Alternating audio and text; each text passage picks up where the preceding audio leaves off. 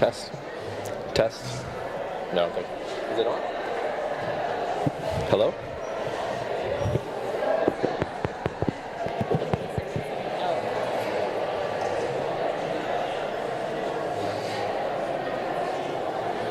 They're on?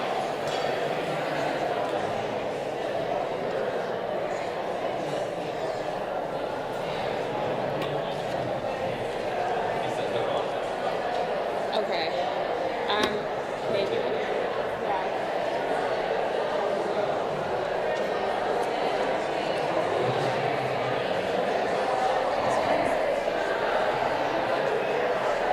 Testing. And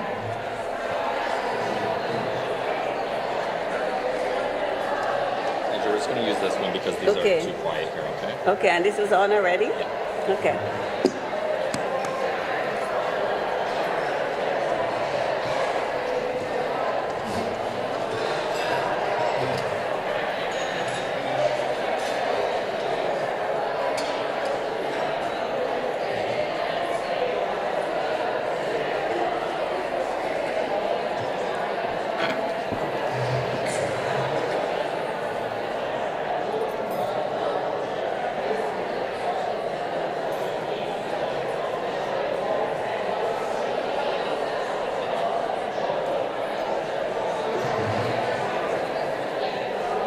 What?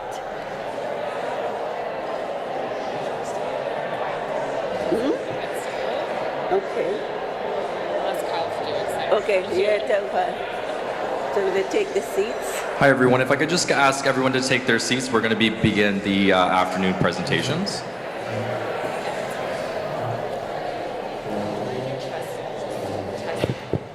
Not hearing it. Hello? No?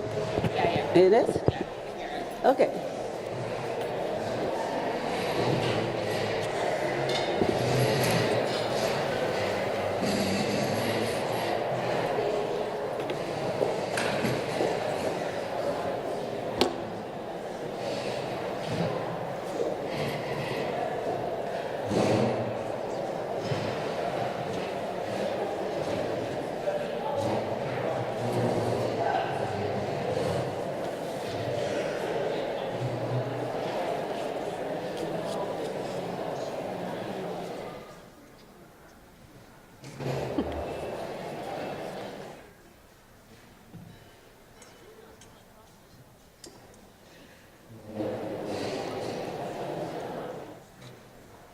I could start?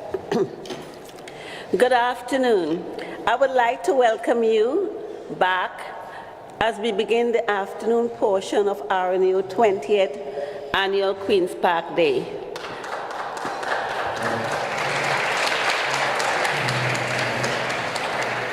I hope that you found this morning to be a very valuable and productive experience and that you were able to share your nursing expertise to inform and engage elective officials.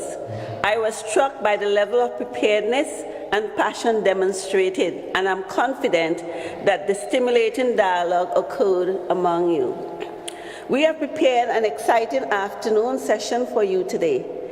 As you know, RNAO is a non-partisan organization and maintains relationships with 4 political parties, and we are pleased to have representatives from all parties this afternoon.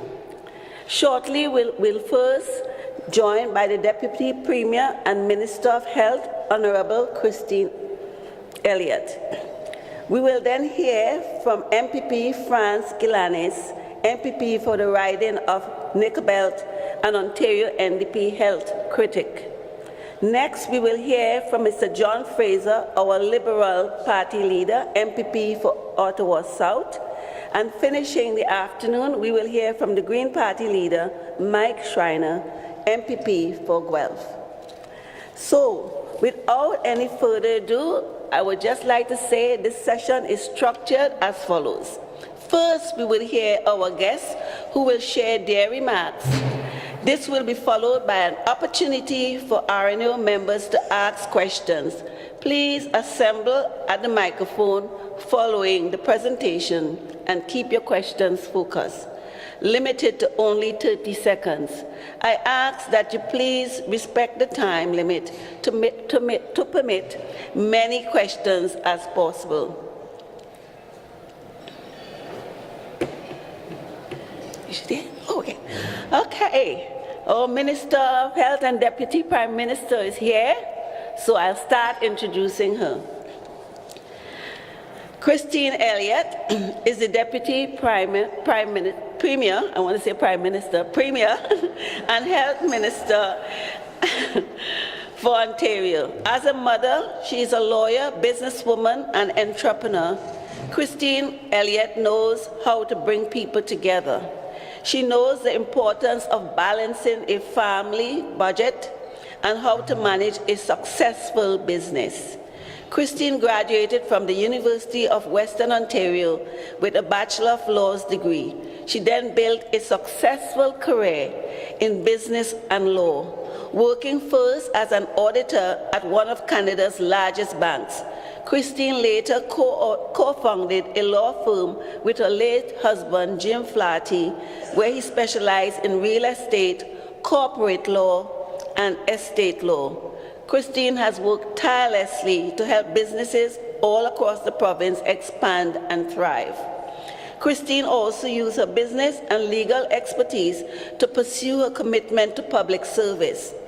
Her pro bono legal work for charitable organizations gained her the recognition as a Rotary International Paul Harris Fellowship, the highest award with the Rotary.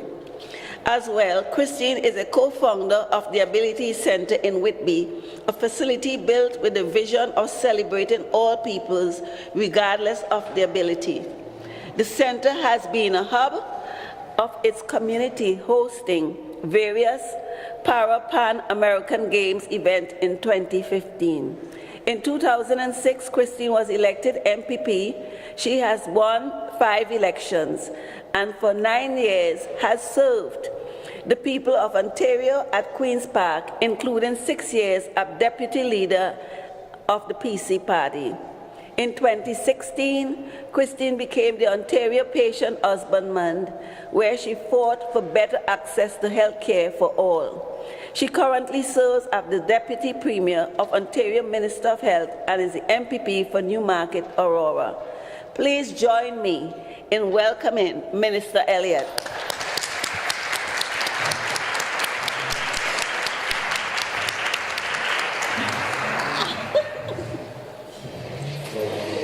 Thank you.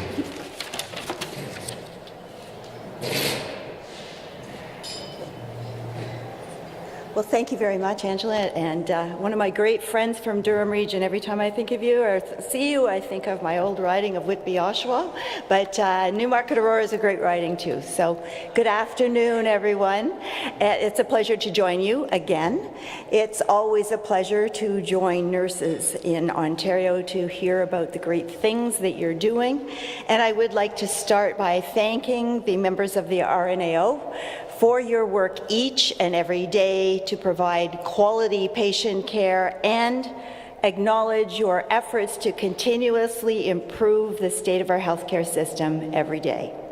In particular, I want to express my appreciation to Doris, wherever she's just, there she is. Okay, thank you so much, Doris. Doris, as you know, is a champion for nurses everywhere. She is a force of nature, and her vision and passion for nursing is something to behold. She has been a very valued partner to us in everything related to healthcare, so you have a wonderful champion acting on your behalf. So thank you, Doris.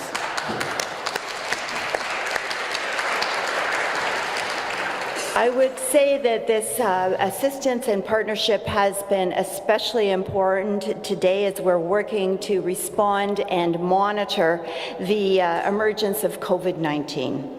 Her contributions and active participation on a daily basis have been invaluable in ensuring protocols are in place to help protect nurses on the front line.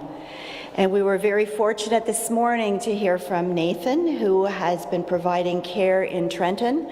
So I really want to thank Nathan and all of the nurses who were involved in providing care both there and elsewhere across the province, as well as thanking Doris for your leadership. With all of this, we are working, of course, to maintain safety for every member of the public, but also especially for our frontline healthcare workers.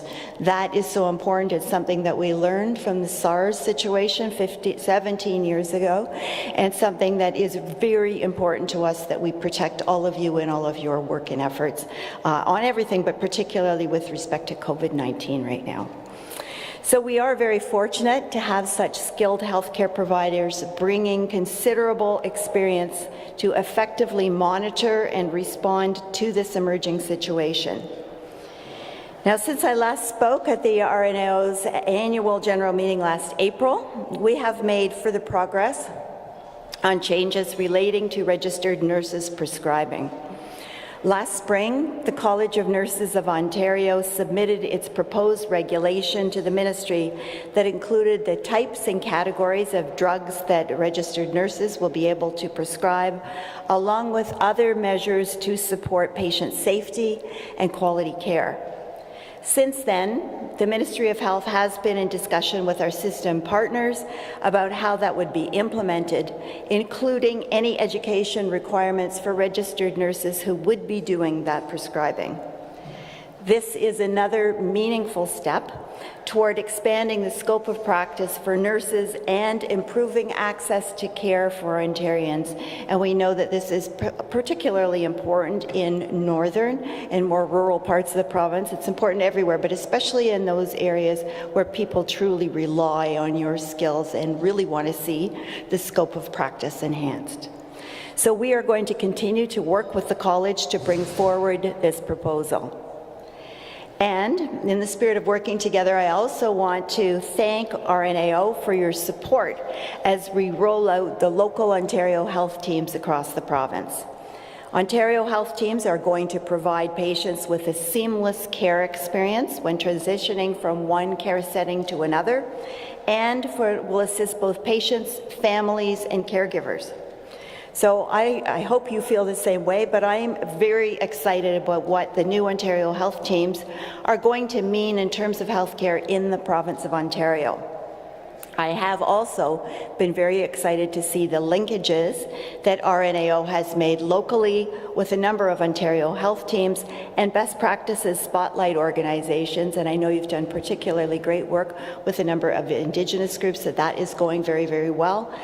All of this is being done to support achieving improved patient outcomes and experience, as well as bettering the provider experience and supporting lower cost of care.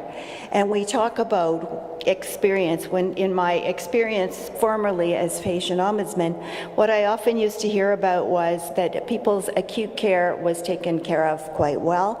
It was more the patient experience, how they were treated, how things were explained to them, how the handoffs were done from hospital, for example, to home care. Those were situations where there often were not warm handoffs. That is something that we are going to fix with the local Ontario health groups who had their first meeting. Some of you may have been involved with it yesterday. The first 24 teams had a meeting to share with each other about their experiences, what they were going to be bringing forward in their local communities, but also to learn from each other in terms of best practices and so on. We also need to hear at the Ministry of Health what's going well, what's going to support you in bringing forward the local Ontario health teams, and what's not working, what else you need. We know that this is new territory for all of us, and we're not going to claim that it's going to be perfect. There will be some missteps along the way that I think is quite natural, but we want to hear from all of you about what those missteps are so that we can fix them and carry on with the experience, because I know it's vitally important for all of you to provide the best patient care experience that we can achieve. So, We all have a commitment to improve patient care. We also made a commitment to end hallway health care, and I think there's no way that we can do that without working with all of our registered nurses, registered nurse practitioners. You are the backbone of our healthcare system. Nothing can be done without you being there. So I want to thank you. I want to thank all of the members of RNAO. I want to thank Doris and your team for the important work that you're doing to help us both end hallway healthcare and provide the best care possible for patients. We are very fortunate to have RNAO as our partner, and we look forward, and I look forward particularly to continuing to strengthen our relationship to perform the work that's so vitally important for all of us to do. So thank you very much for allowing me to join you, and I hope that the rest of your day goes very well. Thank you.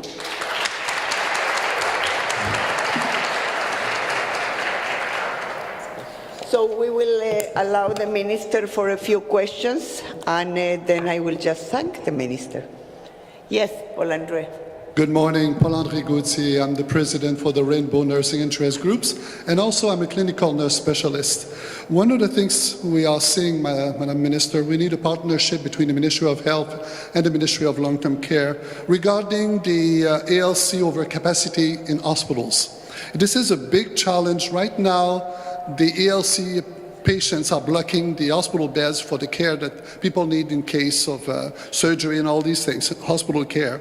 So we need more beds in long-term care to be able to relieve that. Your government promised us to have an increase of long-term care beds in the next 5 years to 10 years, but we need them now. We need them in the next 1 or 2 years, and we would like to ask your help in seeing that through, please. Well, thank you very much for the question, comment. That is vitally important. We know that this is a situation that has been building for a number of years, and we are really behind in terms of having the number of long-term care beds that we need in order to provide the best care possible for patients and to relieve the alternate level of care pressure that we're seeing in the hospitals. I am working with Minister Fullerton, the Minister of Long-Term Care, in order to do that. In addition to needing the bricks and mortar, though, which takes several years to build, I know that we need some relief from this situation immediately. So what we are doing is reopening reactivation care centers. There have been 3 that have been opened so far, 2 at Humber River Hospital sites, Church and Finch, and the other one for United UHN. You may have read in the paper this morning that I'm actually going later this afternoon to North York. We are looking at reopening the Branson Hospital site as well as the reactivation care center to support patients coming from 3 or 4 area hospitals, because we all need to work together, so that people who are ready to leave but have been waiting in hospital for a long-term care site can go to the reactivation care centers where they will receive physical rehabilitation to help get them more mobile, social, occupational therapy as well, with the goal to getting as many people back into their own homes as possible. Not everyone will be able to do that. We recognize that, but we're seeing pretty significant success in helping people get back into their own homes, and we know in order to do that we need to strengthen our home and community care facilities as well. If we expect people who have just been discharged from hospital go home, we want to make sure that they're going to have the supports they need to stay healthy and secure at home. So I know it seems like it's a simple issue of building more long-term care beds.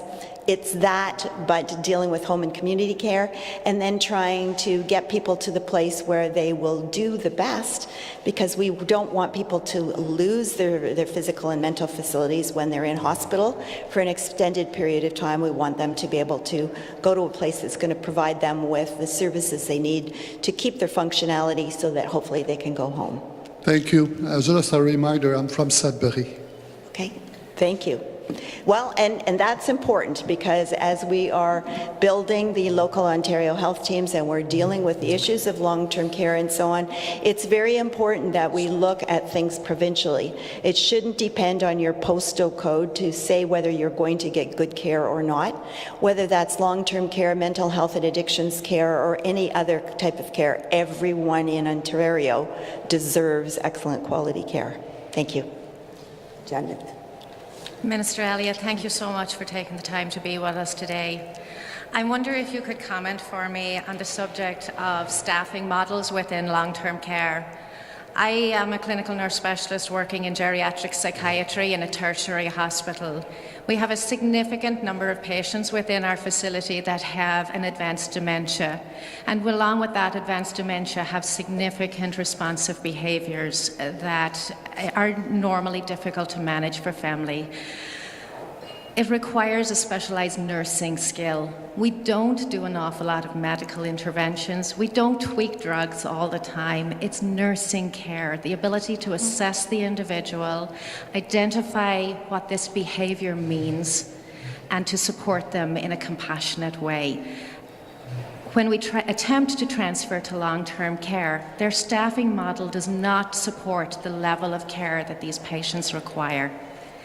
And so on that way, I just wonder what your comments are on RNAO's suggestion of the staffing model to increase nursing care in the nursing homes. Well, thank you very much. I do agree with you. I think that because the staffing model for long-term care is based on a situation where patients were less acute, they had less comorbidities, they were a younger group of people. Now, in long-term care, it's almost a virtual hospital. And so that is something that my colleague is taking a look at, particularly the Minister of Long-Term Care, based on the study that was done by Justice Scalise. That is a requirement that we review that. She is reviewing that, but I am also reviewing health human resources planning for all sectors of healthcare. So it would be for long-term care for hospitals and for home and community care as well, because I think the models are out of date. They need to be revised, and we do need your assistance in many of the situations. In long-term care homes, I would say particularly where you have patients that have physical comorbidities, they also have, in some cases, mental health and or Alzheimer's or other dementia issues. So we really need to make sure that they are staffed with the level that they need. So that is something that Minister Fullerton is looking at, but we are looking at it in the bigger picture in the Ministry of Health as well. Thank you. Thank you. Good afternoon. I'm Angela DeMarco. I'm with the Ontario Correctional Nurses Interest Group. And I know that there's been a lot of discussion around primary care in the past, and I think that there has been some progress made with a partnership between the Ministry of Health and the Ministry of the Solicitor General around exchange of health information and continuity of care and transfer of care. The one thing that struck me during your talk today was about accessibility, and regardless of postal code, there are still big barriers for accessibility for patients who are in custody. As you're aware, when people are in custody, placed in custody, it can be for a prolonged period of time, and we are the primary care providers for them while they are in our care. So the issue that I wanted to bring up today is our model of contracted physicians, that sometimes, and it seems unclear the reason, there seems to be months, sometimes years, for our physician contracts to be approved so that we can recruit contracted physicians. So I think that there's still a ways to go in terms of accessibility for the population in custody, but I think there has been some progress made, and I wanted to thank you. Well, thank you very much, and I agree with you that we need to move things forward a little bit faster in some areas, that there have been a number of communities as well, as perhaps correctional facilities are finding it difficult to get people in place in a timely manner. So I think that there are, as we're asking healthcare to sort of reorganize itself into local Ontario health teams, there's a lot of work that we need to do internally as well in the Ministry of Health. The same old way of doing things is not working for people anymore. It's not providing the care that people need. It's not supporting our frontline healthcare providers. So we need to examine what we are doing, as well as we're asking everybody in the local Ontario health teams to examine the kind of care that they're providing. We all want to make sure that we put the patient at the center of care. That is our primary goal, as I know it is yours. And so we need to look at what is going to do that in the best way possible, maintaining the necessary safeguards and so on that we have to have, but I think there's probably a more efficient way of doing things to get people in place faster. I just wanted to add that this is a very marginalized population that cannot advocate for themselves.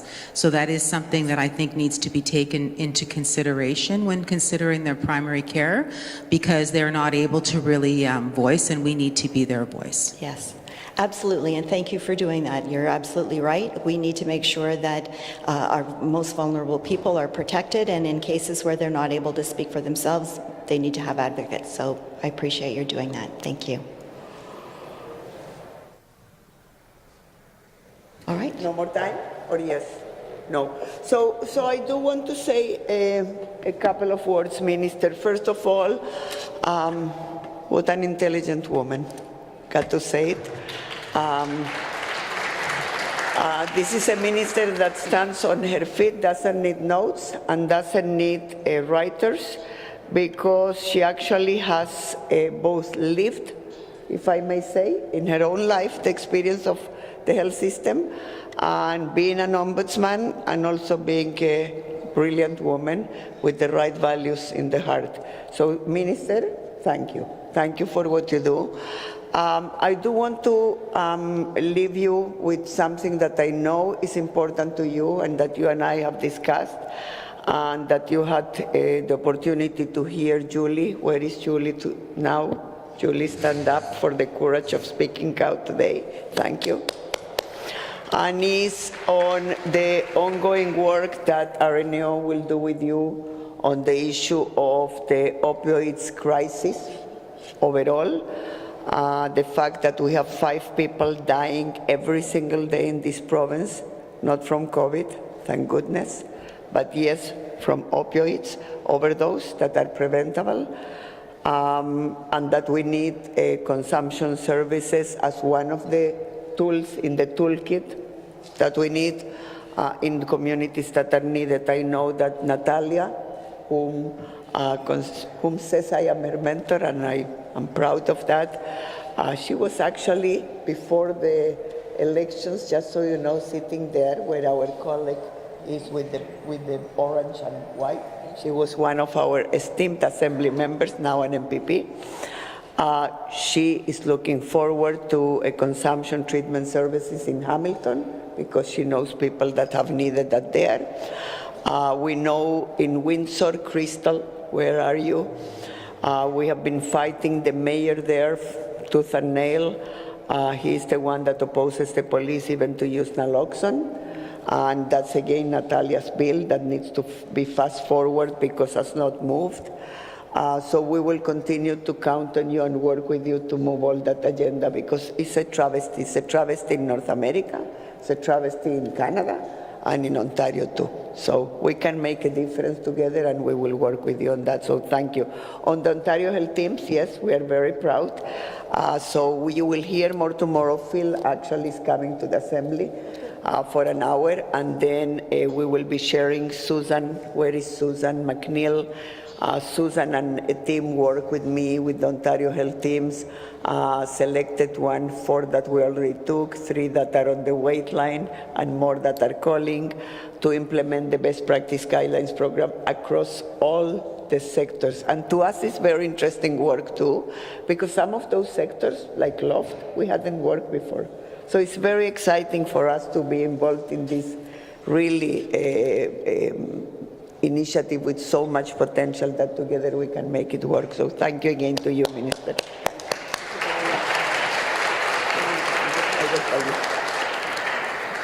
Fabulous. Madam President, you introduce France.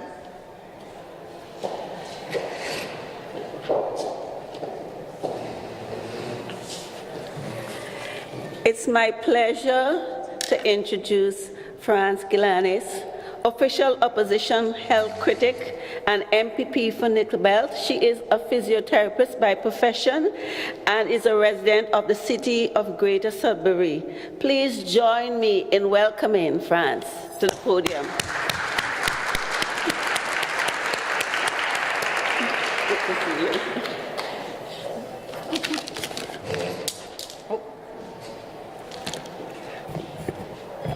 Good afternoon, everyone.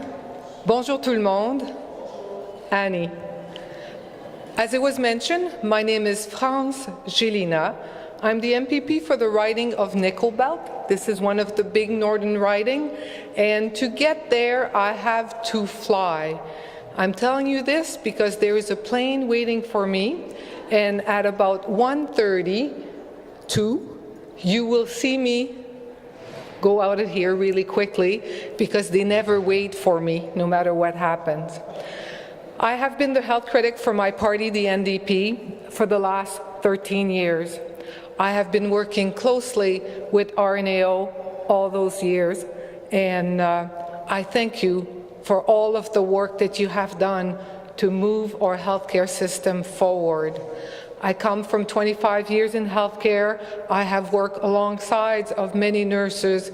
I thank you for the work that you do each and every day looking after us. You all know we've had a change of government that is really focused on bringing our budget under control. Words that they use, not mine. So for you who works in hospital and community health centers, you've all seen what zero-based budget increase looks like. But then you came this morning and you brought back priorities that make sense to the people of Ontario, but priorities that also make sense to the government in place. Because although we are looking at zero budget increases or sometimes 1%, when it comes to mental health, when it comes to long-term care, there is resources on the table. The government has made some promises of resources. The voice of RNAO in those particular area is very important. If you start by the opioid crisis, I look at some of the Maria and Paul-André and other people from where I come from, when you say 5 Ontarians each and every day die because of the opioid crisis. Wouldn't that call for a public health emergency? If it was in a communicable disease, we would have everybody focusing on this nonstop till we have it under control. But because it's addiction, discrimination in our healthcare system is live and well. And addiction is not looked at the same way that communicable diseases are looked at. And 5 people each and every day will die. In Sudbury, we are one of the municipality who wants a supervised injection site. We haven't got one. And we average about 2 deaths every week. This is preventable. We can do better. And with the voice of RNAO, we will do better.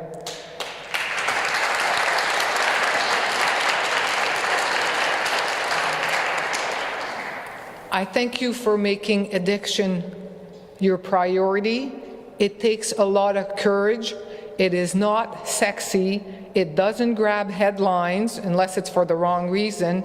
But RNAO understand that it needed to be said, it needs to be acted upon. So thank you. The second one you talked about was our long-term care home. And Maria, I don't want to single you out, but Maria and I used to work together. We shared the floor for a while, and she worked in what we called at the time chronic care. Yeah, a very sexy name. But right now, if you look at the residents of our long-term care home, and you look at who were in our hospital before, they are the same people. The complexity of care, the number of chronic diseases, the care that they need is way up there, but the staffing ratio is way down there. We need more RNs. We need more nurse practitioners in our long-term care homes so that you, yes, for sure. So you have the knowledge, you have the skills to do the assessment, to see problems coming, to start treatment so that people can continue to be as healthy as they can and as happy as they can, because right now, none of this is happening. The number, and I can speak for my area, the number of transfer back to the hospital from our long-term care home is through the roof, and it is very difficult on those residents, it is very difficult on those families, and it is very difficult on our hospital, which has been operating at an average of 117% capacity for the last 18 months. Not a good picture.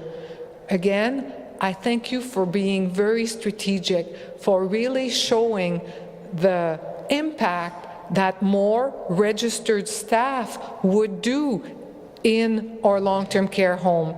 That doesn't mean that we don't need more PSW. I mean, I was the one who pushed for 4 hours of hands-on care, and I will still push for this. But what I really want is I want them to be accountable. It's no surprise to anybody, of the 78,000 long-term care beds, most of them belong to private corporation that trades on the stock market, that pays their chief investor in the millions of dollars. Those are dollars that are not available to look after the people in those beds. But we used to have a mandated minimum standard of care. It was 2.25. That was way back before the changes to the Long-Term Care Home Act in 2007. But what that means is that they had to report. We knew the staffing level of every single long-term care home. We could see if it was going up, down, or whatever. But since we don't have a minimum standard anymore, they don't gather those stats. Since 2010 or so, we have no idea where they are at. But I have a pretty good feeling that it did not go up, but yet the care needs went up. So again, I want to thank you. The work that you do has so much meaning. You always come forward with good policy solutions that are supported by a body of evidence and that make sense. And I thank you for that. We are way further ahead in Ontario because of the work that you have done. Sometimes coming to Queen's Park seems like a ton of work, and it is, but it is worth it because my colleagues get to hear from you. When you are a nurse, people trust you, people like you, you speak from a position of power, and you have been using this power very wisely. Continue to speak up, continue to be heard. We need to hear from you. Merci beaucoup d'être venu à Queen's Park. Ça me fait extrêmement plaisir. Thank you so much. Chimiwech. And it must be 1:32.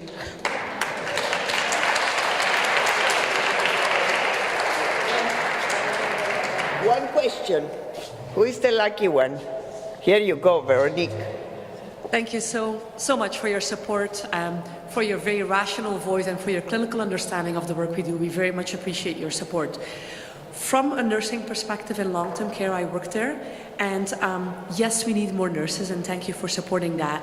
But as a nurse, the better I do work-wise, the better the quality indicators are in my nursing home, the less my funding is for nursing staff. Yeah. Could we please ask you to support us in changing the funding model in long-term care? Because it is impossible to have great nursing work done and then being told that I have to let go of 2 RPNs.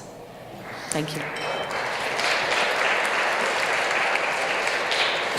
So that everybody understand, there is a formula that funds a long-term care home. They look at the needs and they have specific ways to assess this. The needs of the residents, you are given a number and that number decides how much funding you will get. So she's absolutely right. If you do a really good job of preventing bed sores, of making sure that they stay active, of getting their multiple chronic diseases under control, If you work really hard, how do we reward you? By decreasing the amount of resources you have to continue to do the work. This formula thing is not for the birds, but very close to this. I fully agree with you that we need to look at how we fund our long-term care home. It is really, really difficult to make changes to the funding of long-term care home because remember I told you most of the 78,000 beds are owned by for-profit company who are really interested in the money side, the business sides of long-term care, not necessarily the care side. But that doesn't mean it doesn't need to be done. It does need to be done. It does need to change. But I don't give people false hope. It will be a tough road. But you can do it. You're welcome. Thank you. Thank you. So, Franz, thank you.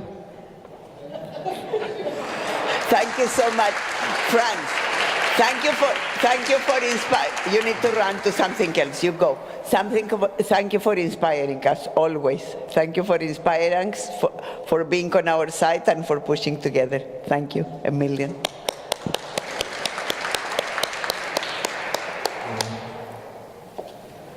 Do we have a break until 2? So 1 second. Oh, we have half an hour break. Okay, then I can take a minute, just a minute. I want to introduce a colleague and friend, Michelle Acorn, our Chief Nurse Officer, and Michelle and I are the co-chairs of the Joint Provincial Nursing Committee. And Michelle, if you want to take 2-3 minutes to say just your impressions of our amazing day and profession. Good afternoon, everybody. I'm thrilled to be here. It's an annual for me in my role now for 2 years. Those that have not met me before, I'm the Provincial Chief Nursing Officer, and I provide strategic, clinical, and technical advice. What does that mean? What that means is, for example, when we attend something like this today, I'm not just here for attendance. I'm an active listener, I'm a participant, and we want to actually encourage showing the clinician piece that nurses add, the leadership piece, the research, the quality improvement, how this looks across transitions in care, whether it's Ontario health teams, primary care, nurse practitioner-led clinics, family health teams, community health centres, Aboriginal health centres, nurse outreach, for example, what it looks like in transitions in care and how nurses touch those transitions in care, such as RNs, RPNs, nurse practitioners, and those interprofessional or interprofessional teams, such as in long-term care, nurse-led outreach teams. What opportunities, I hear a few clinical nurse specialists, what role value and role clarity can we offer in that?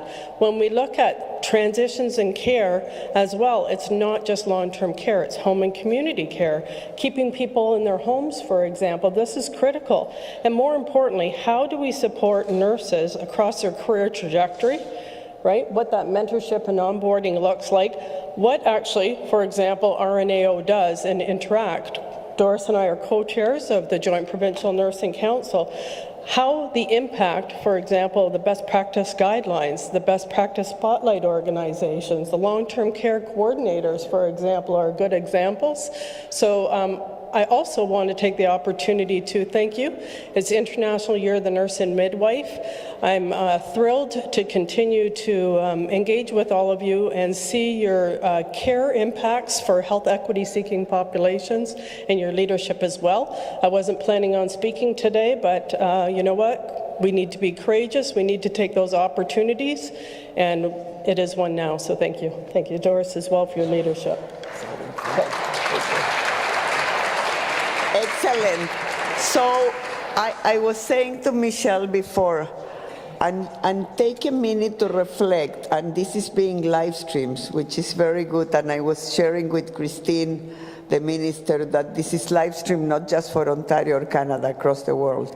How many other organizations or associations that you know are disorganized in this way, are this involved, are this impactful and influential, that every single person that comes to the podium really gives us kudos.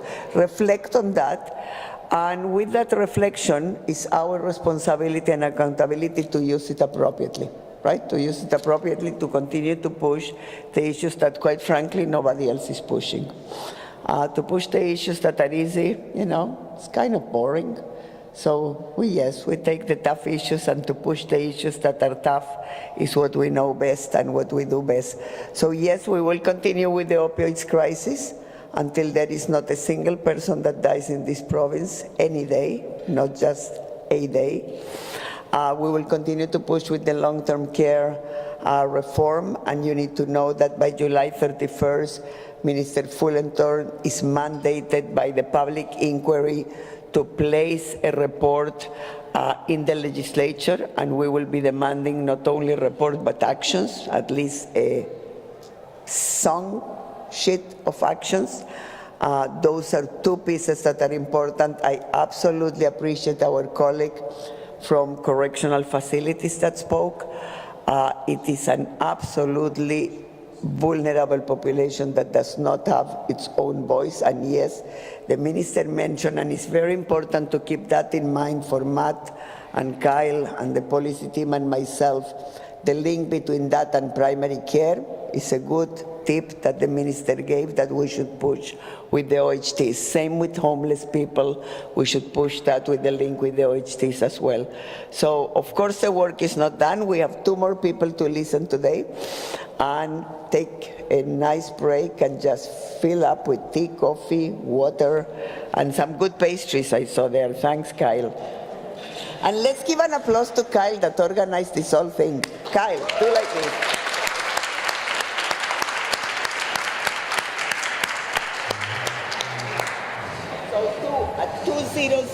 So 200 back.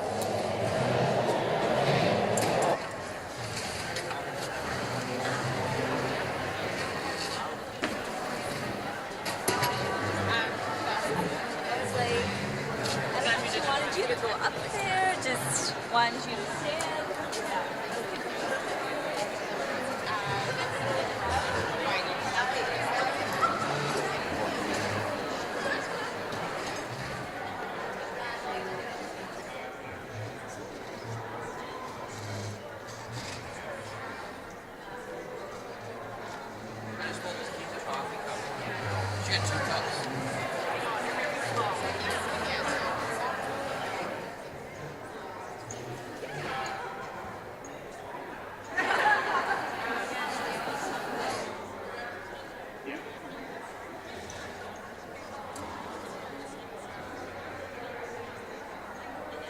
He's coming? Oh. Easy. I had to be like, oh, what's going on? It's not until he's like,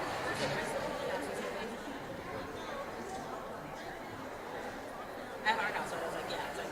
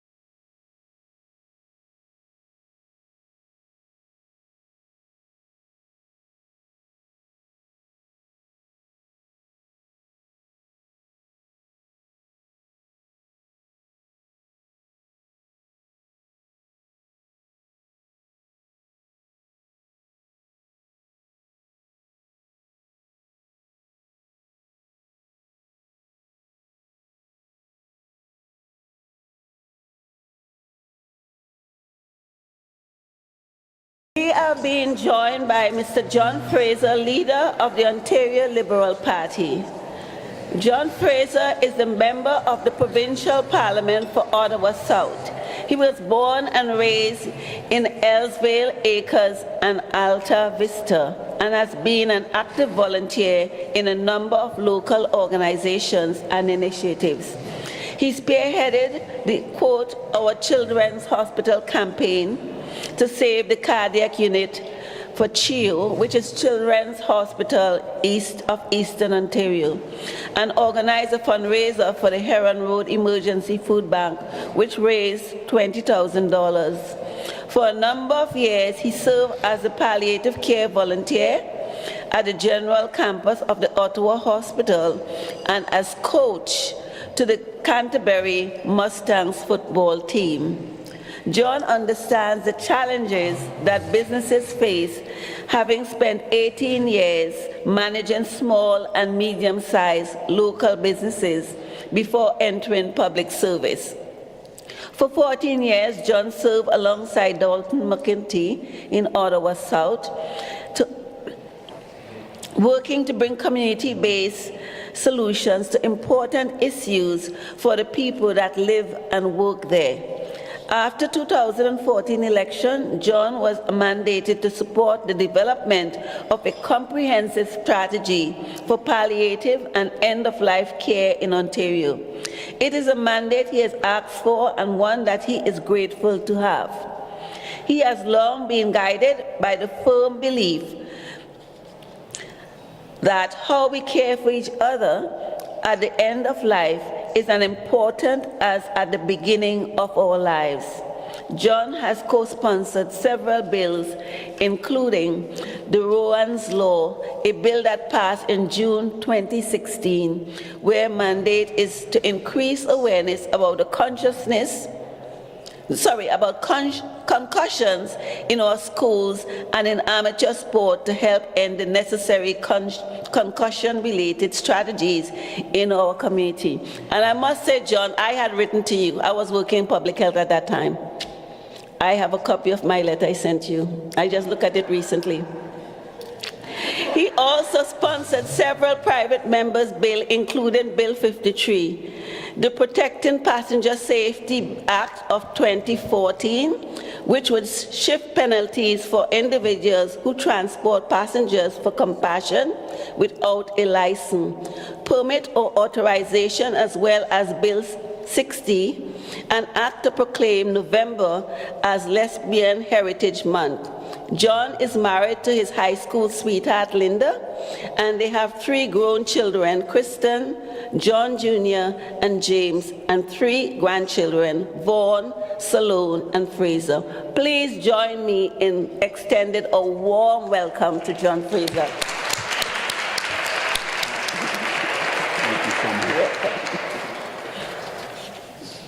Thank you, merci. And that was such a kind introduction. It's really, sometimes when you listen to those, it's a long introduction. But let me tell you about a funny one. I was at an event for a group called Oasis, and some of you know who Oasis is. They support adults with developmental disabilities. And this young woman got up and she was introducing me. I was 3rd speaker. And she says, "This is John Fraser. I'm introducing John Fraser, the leader of the Liberal carcass." and I love stuff like that. And I could see my friends around me. Nobody was laughing because they didn't really, honestly, we knew that they didn't want to make the person who made the mistake feel bad. I wanted to own it so badly. But I later thanked her that she's given me this material. I can take it out and use it anywhere. The reality is we're not dead as a party, and leading in the polls doesn't matter any other day than Election Day, but it does feel good, and that's because at our core we believe that things that families depend on, the things that support the people who are closest to them, are critical in people's lives.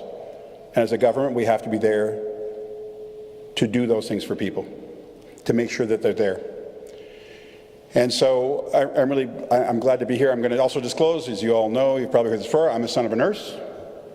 My mother, Mary Fraser, was practiced at National Defence Medical Centre in Ottawa, very close to the general campus, and for 35 years, worked hard, worked shift, worked on those terrazzo floors, and we're helping her stay at home, my 3 sisters and I, and so we're there a lot. We got a little bit of help coming in, and I'm going to ask this question. I ask it whenever I'm in front of any nurses group. Why is it that nurses refuse care? So if somebody can kind of give me that answer at some point. Not right now, I don't want you to shout it out, but it's true. It's a little bit frustrating. I love my mom, and she taught me a lot. I thought at one point I wanted to be a nurse. I'm not sure the nurses wanted me. Life takes you along, and you don't end up doing those things that you think you might do. And I want to thank Doris. I've known Doris for a while now. Got to know her really well at 6 years ago with something like this. And she's, what I've come to learn is she's relentless, which is a really good thing. And your association, but more importantly, Ontario Families, are the benefactor of that. And I want to thank you for that, even though sometimes it really frustrated me, as I'm sure I frustrated you. It's a very good thing. And also that first meeting was, I had to go there, and I didn't have too much to go on, so I got on the computer that night and I read through all the BPSOs that I could. And I thought I better do this because I better be prepared because I've heard about Doris. I better know a few things. So thankfully, I studied enough, just enough to pass the test.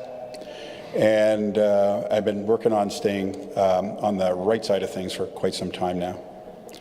So I know, all joking aside, I know that things like the opioid crisis are really important to you. And they should be. They should be important to every Ontarian, every person in the legislature, no matter what side they're on. Because the people who are dying are people's sons, they're their daughters, they're their best friends, their spouse, right? And through no fault of their own. You can't blame them.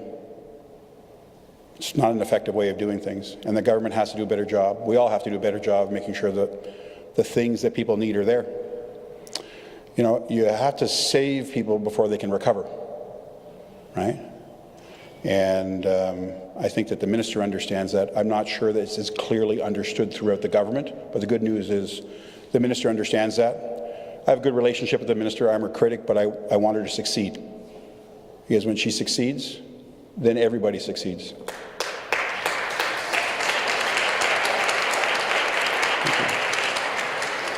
So, and long-term care, I've spent some time in the last 3 years, a lot at the Pearly, and my mother and father-in-law were there.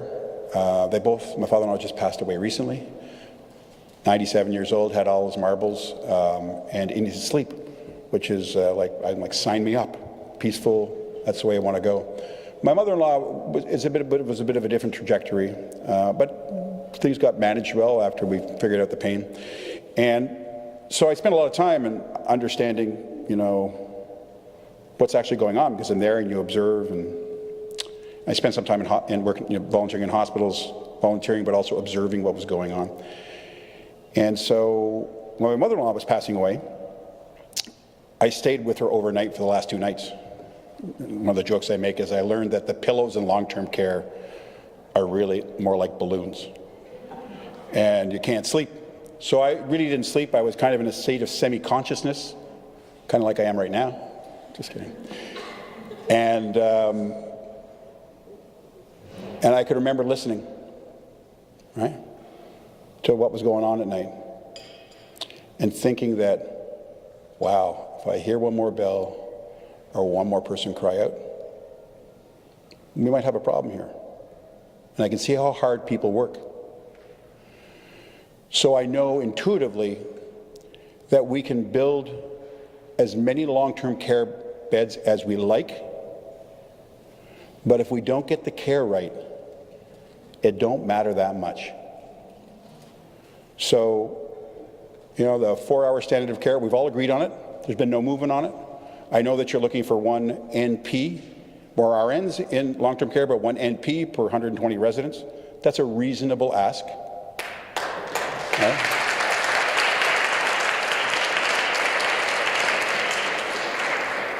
The reality is, people are trusting you and us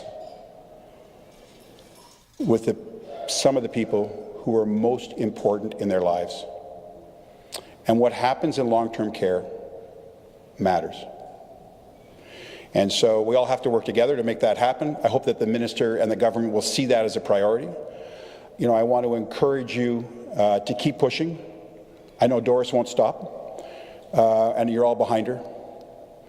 And you know, I want to thank all of you for the BPSOs and each, you know, at the Pearly. I don't know, can't remember what you're working on, but I know you're working on a whole bunch of stuff. I've been there a couple of times. What's that? We're on the leadership BPSO. Leadership BPSO. Oh my God. So, and I'm really proud and pleased to have the Pearly Rideau veterans in my riding of Ottawa South, and it's taught me a lot. I've learned a lot just by hanging around in long-term care. So I'll leave it at that. I just want to thank you for the work that you do each day, for the people who you see each day, and for the people who you mentor who see other people every day. It's a really important thing. It's critical in people's lives.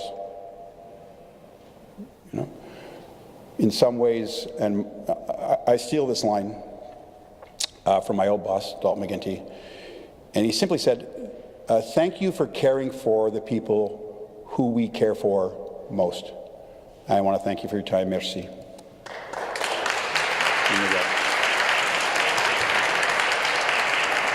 Question? Don't mind if I ask you about the elections in the party?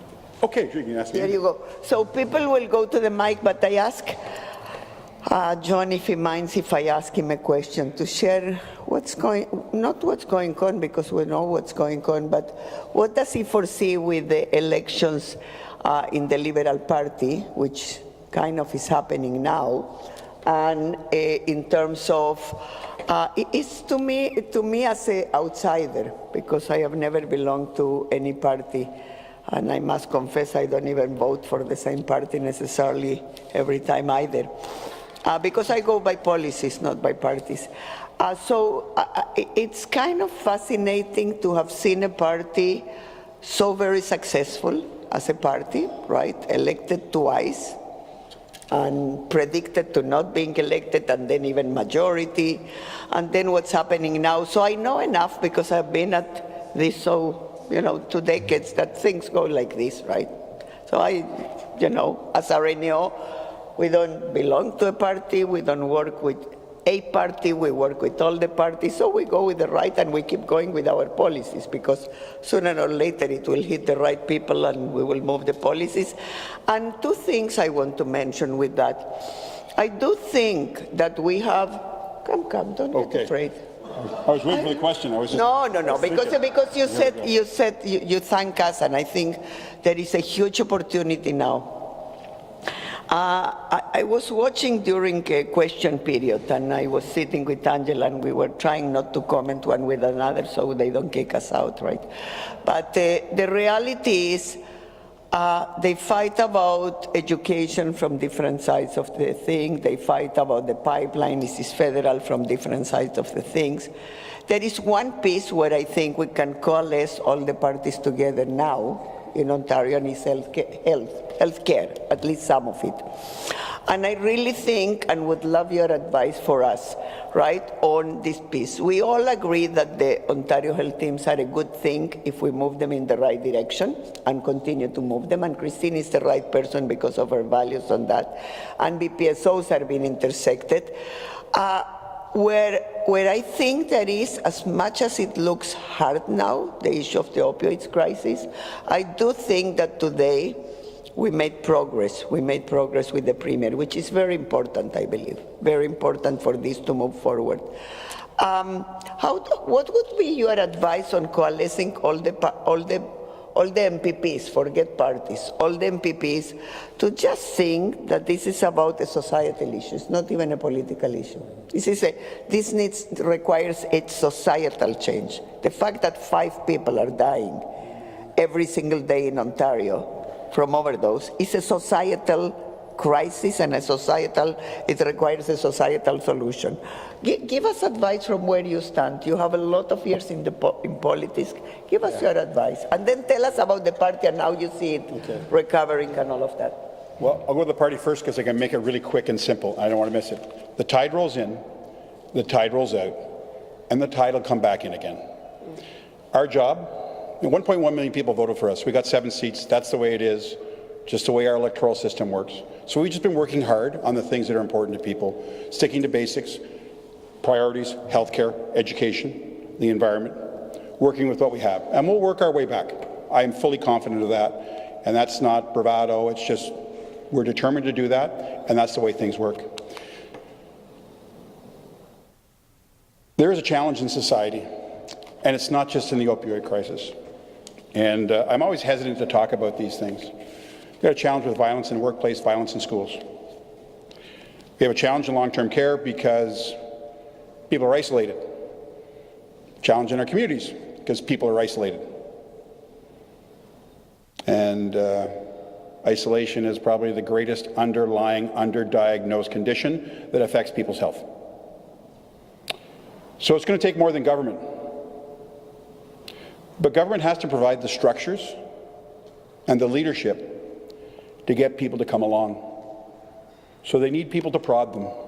They need people to do things that demonstrate how we can bring people in. The reasons that we've had success as a party over the last 18 months is because we kept bringing people in, bringing people back, coming together. That's what governments have to do. Governments in North America and across the world have spent a lot of time dividing people. You're over there, you're over there, you're over there. That ain't going to work. So I think my advice as an organization is stay together, bring together, people together, stay with all the parties. That's what has to happen. You know, I've said to the minister, like I said today, I've said, I want you to succeed. I want Ontario health teams to succeed. I've got serious concerns, but I'm not going to try to diminish those things or try to score points that might damage that initiative. I see some things. So I think the thing is just, we've got to stop this division of left and right, old and young, right? People of faith, people not of faith, all the divisions. That's the problem. So I don't usually talk about that. I'm preaching now. But that's just the way it is. And in government, we have to take the lead, and we have to do that. And it's possible. And that's my advice. Did somebody have a question? Or am I running out of time? We're on the clock? Okay, good. Mr. Fraser, my name is Janet Hunt. I'm from London, Ontario, with Middlesex Elgin chapter. What you just said resonated a little bit, I think, to England, where they have a Ministry of Loneliness in their system. So just a thought. You've partially answered my question already, because I was going to ask what more can we do? You've been in government where you've had a very strong majority, and now you're in the opposite end. We continue to come every day, every year, every day, Doris does, with our recommendations and our guidelines. But from your perspective now, how much more can we do? Or is there something different that we should do? Because as one of your leaders told us one time, if we keep doing the same thing in the same way, we'll get the same results. And I wonder about our advocacy. Is there anything more that we should do, or anything different that we should do? As an organization, I don't think there's too much advice I could give you for advocacy. I think your advocacy is not just for yourselves as an organization, but for Ontarians is very clear, and it extends beyond what somebody would consider healthcare or a nursing issue. And so I can't give you any advice in that regard. I think that you're doing the right thing. Here's the challenge. In politics, they have the saying. It's just when you are almost physically ill by having said the same thing again and again, that's when they start listening. So the relentless piece, coming back, focusing on the thing that you want to achieve. Success is too often incremental. Sometimes incrementalism is good because it gives it some resiliency and permanency because of the effort and the work that went into it. Sometimes when you do things quickly, they just vaporize. Somebody comes along and goes, I'll give you an example. Full-day kindergarten. This government ain't ever taken away full-day kindergarten, right? They kind of said it last year, and then the noise came up. So that's why sometimes you don't get things done fast, but if there's democratic buy-in and people own it, you're not going to take it away from them. So that's, that's my advice. Hi, I'm Chantal Singh. I'm the president of the Pediatric Nurses Interest Group and a pediatric ICU nurse in London. My question for you speaks a little bit to the opioid crisis we've spoken about today, but also at looking at our communities from a health spectrum perspective. So we see, especially where I work, an epidemic of children coming in crisis with mental health challenges. And over 80% of adults who have mental health challenges in their later life have stemmed from childhood. The wait list to get in to see outpatient mental health supports is 2 to 2.5 years a lot of the time. And unfortunately, when those things are not addressed early on in life, then we're seeing long-term effects like such of the opioid crisis that we're seeing now. Unfortunately, multiple governments, multiple parties have promised to put money and funding into mental health, but in terms of looking from an upstream approach, how can we tangibly do this to make a difference for children, for adolescents, for adults, for seniors, because it's going to affect them throughout their health continuum? Yeah. There's a mental health crisis in this, and it's all age groups. So pediatrics and young youth are, you're right. I think the wait list has gone from 12,000 to 28,000 in the space of 3 years. That's incredible. There's something going on. I know it's stigma and has been relieved and people are reporting, but there's something else going on. I don't know what it is, but there is something that needs to be addressed. So I firmly believe it's in community-based services. But the other piece, and we found this, I worked on the Suicide Prevention Network in Ottawa, sort of its inception was part of putting that together. People don't know where to go. And so what happens is they end up in an emergency room, which is like either too late or too intense a response when something else will satisfy that need. And often it will just make it worse. So I'm going to be a bit critical of the government right now, because and I think it's fair. Is last year, the government spent $174 million, another $174 million investment in mental health. That was all federal government money. And we made some commitments over time. I believe we could have done more and all the things that we did, especially in that. But we made some commitments that this government didn't follow through on. And one of the challenges is when you take things and you tear them down or turn them upside down, you delay your ability to respond. And that's been the biggest challenge. It's, if we look at the autism file, right? The problem is they just took it out without a plan. And now there's a gap. So the same thing is happening in mental health. It's not as visible, but probably as an acute way. So the government actually has to ramp up building that capacity. And I'm looking for them in this budget this year to go back to the commitment they made last year, which was another $174 million, which didn't get spent. And so the investment this year should be around $360 million. That's the money.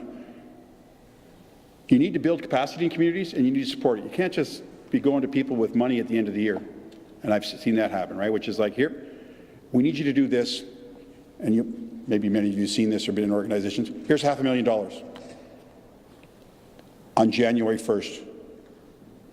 That's no way to, and to be fair, I've seen it happen when I was in government, right? So we have to get better at it. We have to take that partisanship out. Like, let's just agree that we have to do these things. Like, us fighting over health care and all the rhetoric, it's not getting anybody any better care,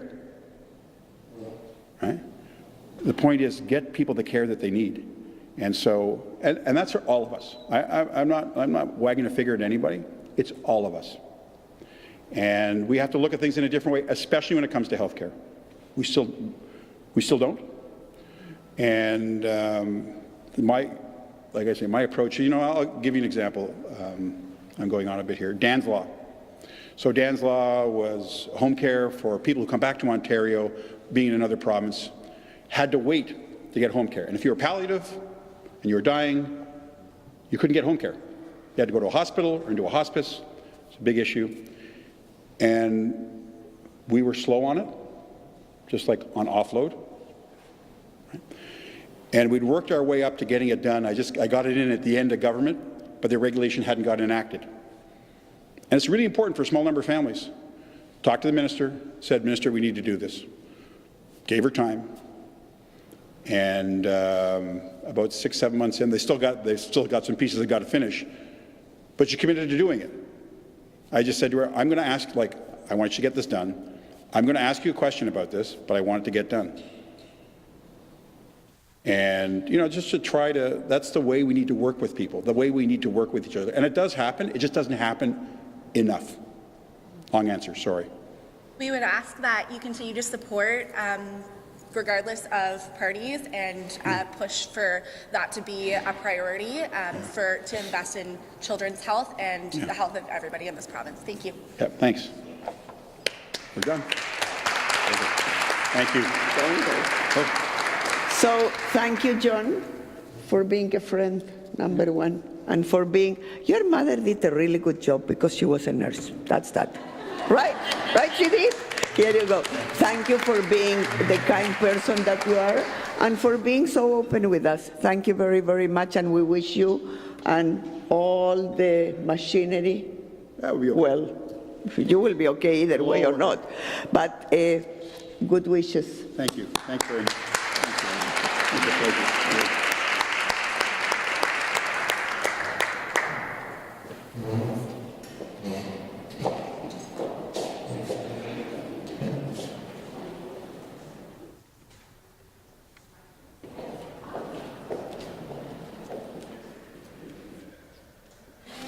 I am now pleased to introduce our last speaker for this afternoon, Ontario Green Party leader Mike Schreiner.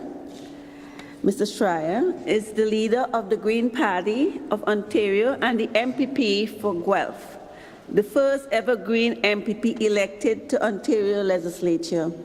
He was elected in 2018 provincial elections with a resounding 45% of the vote. The Green Party of Ontario won its first ever seat at Queen's Park. Mike was elected leader of the Green Party of Ontario on November the 14th, 2009. Under his leadership, the GPO has experienced substantial growth in its voters, fundraising, staff, volunteers, and media exposure, reaching its highest support levels in 2018 elections. For close to a decade, Mike has been a leader in Ontario politics, being a champion on issues such as campaign finance reform, as well as advocating for Guelph and the community on things that matters, as protecting Guelph drinking water from all local quarries. He has led successfully policy campaigns to push provincial government to fund experiential lakes area, protect local food supplies by restricting the use of neonicotinoids, pesticides, support small businesses by increasing market access for local craft breweries, and fight climate change by putting a price on carbon pollution. Please join me in welcoming Mike.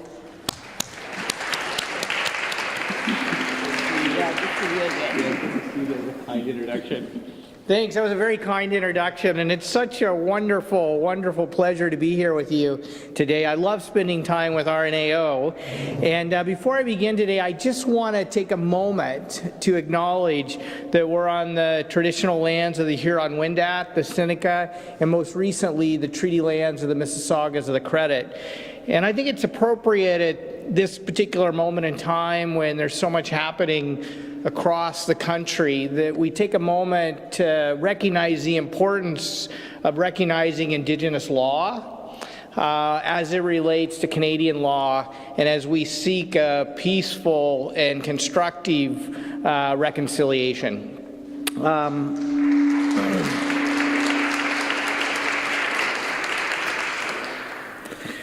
As you know, I love RNAO. I love the work that Doris does, and I love the work that all 43,000 RNAO members do. And I want to thank you for that work. You are the heart and soul of our healthcare system. You're vital advocates for inclusive, sustainable, and caring communities.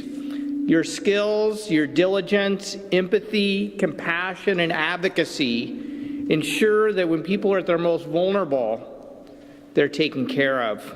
They're kept safe. There are few other professions as honorable as nursing. I always joke with my MPP colleagues from all parties that, you know, nurses are rated along with firefighters as the most respected professions in our society, and I think politicians and used car salespeople were sort of at the bottom of that. So we have a lot to learn from nurses, and I'm here as much to talk as I am to listen and to learn. So I want to thank you for choosing a career in such a vital and important profession. But I also want to thank you for being such strong advocates for pushing government to recognize the importance of addressing the social determinants of health. I really appreciate the way that RNAO connects the dots between health and poverty, inclusion, justice, affordable housing, clean drinking water, healthy food, and environmental protections. The Green Party shares your commitment to looking at the healthcare system not only as a system where we, of course, take the time and invest the resources in caring for people who are ill, but that we take the same amount of time and care and resources in investing in preventing illness in the first place by addressing the social determinants of health. And so I think it's critically important that politicians listen to what nurses are asking for, and in particular, listen to the evidence-based way in which you address policy and health care. You know, your advocacy on this is so important, particularly at this moment in time, because we have a government right now that seems to put ideology ahead of evidence. And I want to give you one example of that today that I think is so important at this moment in time. Earlier this week at Queen's Park, in question period, I asked the government about why last year it changed workplace laws to weaken them in a way that, one, removed paid sick leave days away from employees and removed the freedom that employees didn't have to write a note to their employer if they needed to miss work because they're sick. And we know healthcare professionals have told us that when you're ill, stay home. Like, that's just common sense public health care practice. But we also know that when you poll Ontarians, 8 in 10 Ontarians will tell you that they will oftentimes go to work when they're sick because they can't afford to stay home. And so we need a government that recognizes the connections between paid sick days and people being able to stay home and in protecting each other and our healthcare workers, especially at a time when we're experiencing hallway medicine, we're experiencing chronic overcrowding. You know, coronavirus, thank goodness, seems to have not been quite as catastrophic for us, at least here, as SARS was.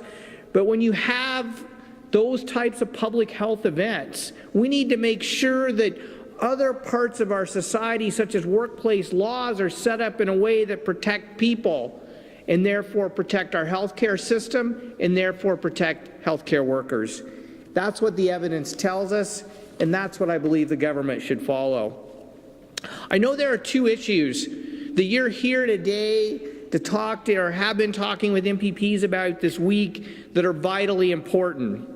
And one of those is that we have to invest in harm reduction. We have to remove the caps on overdose prevention sites in this province.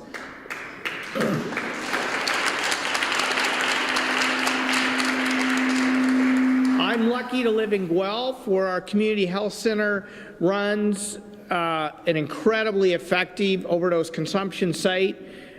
But there's so many communities around Ontario that do not have the overdose consumption sites to protect people, to save lives, to provide people with a gateway to receiving supports and services to help address addiction and mental health issues.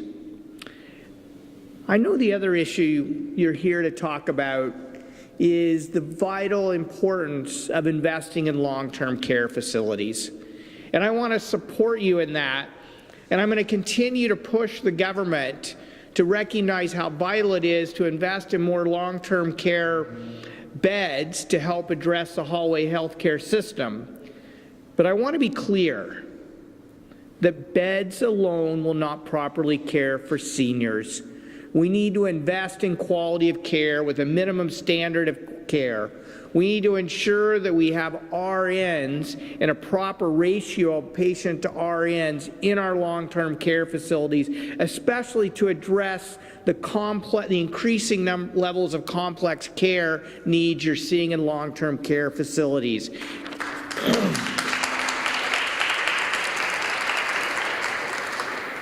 You know, a society is measured by the way in which it cares for our most vulnerable, the way in which we care for our children, the way in which we care for the most marginalized in our society, and in the way in which we care for the elderly in our society. And I want to commend you for pointing out the importance of both providing spaces for people, but ensuring that those spaces provide the proper quality of care that our seniors deserve. I want to conclude, because I want to leave time for questions. I want to conclude by saying that I deeply admire RNAO's advocacy on environmental protections. This government has cut many things: reduced health care funding, education, autism, developmental disabilities, municipalities, public health, the list goes on and on. But the area that, and there have been many headlines in that regard, but the area in which we've probably seen the most cuts is to environmental protections. And that's why I was so thankful to see RNAO come to committee when we were doing committee hearings on Bill 132 and talk about the importance of maintaining the Pesticide Reduction Act, the cosmetic pesticide ban, which I know RNAO has played such a huge role in implementing in the first place, and making the connection between reducing exposure to environmental toxins and pesticides and people's health. So I want to thank you for that, because I don't believe we're getting enough publicity around the fact that so many of the environmental protections that the current government considers red tape, I consider essential public health measures to protect the health and well-being of our communities and our natural environment is so important. And at this moment in time, when we know that the climate crisis is having a direct impact on our healthcare system, and we're seeing rising rates of illness and diseases and viruses due to a changing climate, we need a government that's going to act and is going to pursue what I call the clean and caring economy, investing in clean innovations and clean solutions, while at the same time investing in the caring professions. Educators, teachers, child care providers, nurses, healthcare providers, PSWs, because those are all low carbon jobs. Those are all jobs that are going to be vital if we want a clean and caring economy that's going to enable us to address the climate crisis and still generate the prosperity to invest in vital public services. And I know that RNAO gets that. I know that you're strong advocates for it, and I want you to know that you have a friend and an advocate in the Green Party and in my office as the MPP for Guelph. I want to thank you for the amazing work that you do, and I'm looking forward to answering your questions.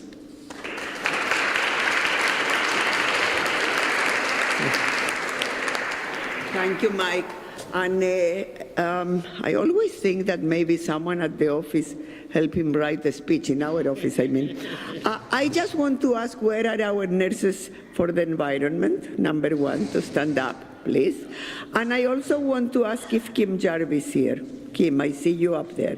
So that guy who you cannot hire, well, you don't have the money to hire him anyways. So here you go. That is our leader for environmental issues in RNAO for the last 2 decades.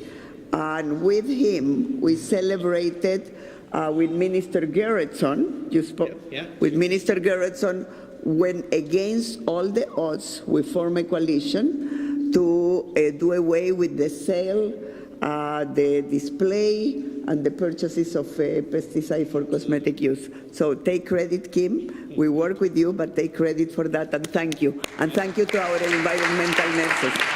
So with that, let me open for questions. Any questions? Here we go. I know, Doris, you want us to take this time to push our politicians, but I really want to thank you, Mike. I want to thank you for having been a voice that represented the concerns that we brought forward.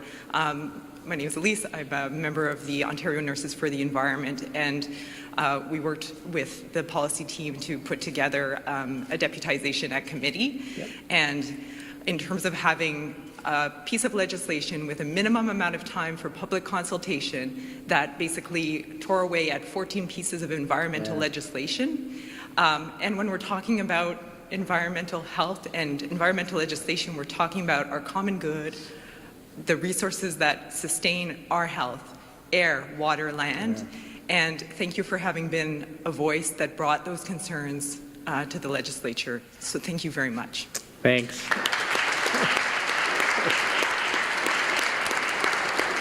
If I could just comment really briefly on Bill 132, which unfortunately undermines some of the amazing work RNAO has done on pesticides. And I want to thank you for speaking out on that, but it broke my heart. That was one of the few bills the government's allowed to be moved. We toured the province. We went to London and Peterborough and a few places. And it just broke my heart to have so many people fighting for their communities and the health and well-being of people in their communities. We're talking deputies from across the political spectrum. I was blown away by a woman who came to committee and talked about the threats of an aggregate operation in her community to their water. Who told me she was a lifelong conservative. And so it's not just any one political party, it's across the political spectrum. People want to protect their communities, and water, healthy food, clean air are all vital. And unfortunately, I felt like Bill 132 didn't get the publicity it deserved in the media, given the fact that it did change 14 pieces of environmental legislation. And we thought about, I talked to my staff about, could we put together amendments to try to address the worst aspects of some of those changes. And at the end of the day, we just decided we had to say remove those schedules from the bill because they're unamendable. Thank you. So thank you very much, Mike, and we will see you. AGM is June. Yes. And this year is coined by the WHO as Year of the Nurse. That's right. Because it is 200 years since Madame Flo brought us modern nursing. So we will see you there. We will enjoy your presence there. And thank you for being always on our side. Well, Thanks a lot. Thank you. I appreciate that. Thank all of you. So, it's only 2:45. It's real. And we're done? Can you believe it? Do we have a dance and music, at least? Some exercise? So we are seeing you tonight at 6, same place as yesterday, for the first chapters and interest group together. So let me just prepare you a bit. We will have an hour together. We will share with you some ideas, and then we will continue into the chapters group and the interest groups, and then tomorrow we get together again. So relax, enjoy yourself a bit. Don't drink too much wine because at 6 we need to be together, okay? And we don't need you sleeping. And see you at 6. Thank you very much.